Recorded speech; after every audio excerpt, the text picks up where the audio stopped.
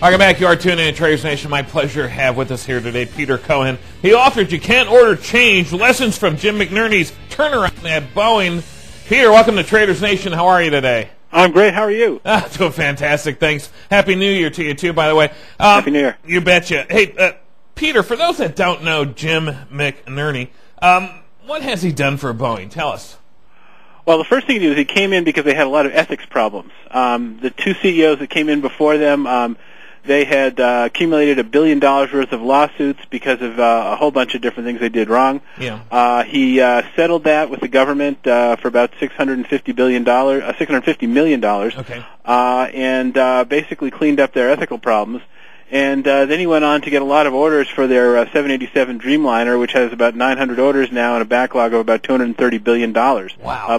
But a big problem as well, which is a delay in delivering. But it's a very popular aircraft. Right. Okay, that's interesting. All right, now, I understand Boeing's a big company. In fact, some have said that it's difficult to run. It's $66 billion in annual revenue, 161,000 employees. Now, exactly, he came in with turnaround ethics, but listen, there's a whole different type of management style here. He really took the bull by the horns and put Boeing in a new direction, didn't he? Well, the key thing that he did was that he had came in with people before him had a command and control style leadership, which meant that one person made all the decisions. And as you pointed out, it's a huge organization, 160,000 employees roughly. Yeah. And you can't run it all by yourself, which is where the title came from for the book. You can't order change. There's one of me, namely the CEO, and 160,000 of them.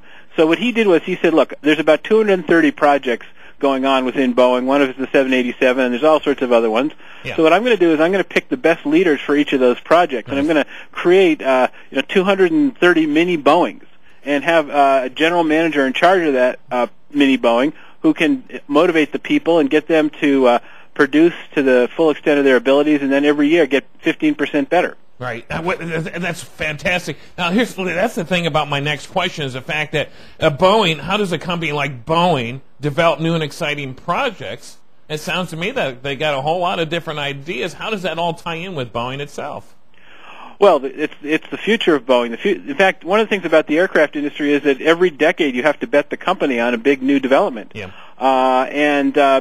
They have a great way of developing new products, which is different than a lot of other companies in that they don't just have their engineers decide what they think would be a neat aircraft. What they do is they sit down with their customers and find out how their customers' business is changing. Right. And then the customers tell them, here's what we need in a new aircraft. If you want us to order your new plane, you've got to do this, and this. Sure. And so that's what they design and build, and that's why they have 900 orders for that 787. Right. It's just like another example of that in a completely different industry would be Apple. Every year they had to come out with new products that excited, captured the imagination of people, etc. So I think that's fantastic.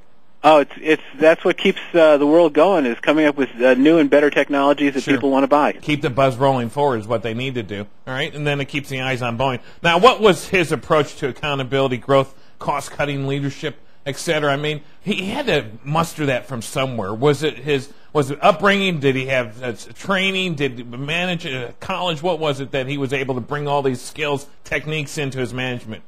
Well, there's a couple things. First of all, his father was an executive, and I think he learned a lot from that. And second of all, Jack Welch at GE was his mentor. He spent 19 years there. Sure. And he was in the running for becoming CEO. He didn't make it, but he learned an awful lot from working with Jack Welch, and I think that had a big impact on the way he manages. Right. Jack Welch, by the way, people, was with General Electric, as Peter said, and he was actually in the final running for that position in 2001. Didn't get it, but let's face it, he moved on. He did some great things since then.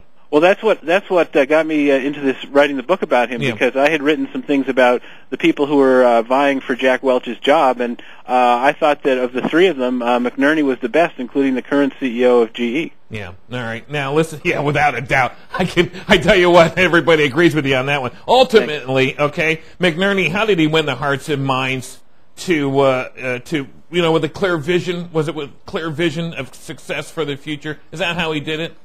A lot of it has to do with spending time with the people in the organization and getting them to buy into his idea about what a leader is. Right.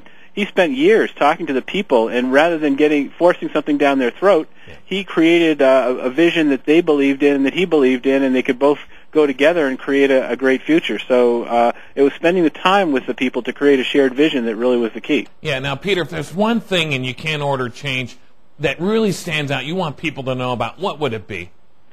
I would say that this guy, Jim McNerney, is a great leader, a great manager of talent. He's like a coach. Sure. And that makes a huge amount of difference. That was the most interesting things I found in talking to an analyst at Morgan Stanley who covers the company. And she said that if he has the right people in those project management roles, she will raise the earnings estimate for Boeing from 100% of the median average, the median earnings estimate to 120%. Right. Because she believes that the right people in those jobs will get the people running in those projects to execute much better. And so I think his ability to place the right people in the right jobs is a key thing that causes him to be so successful. And I can tell you, if a lot of people could follow that type of management strategy, I think there'd be a lot more successful companies out there, without a doubt. Now, Peter, where can we find a copy of your book today?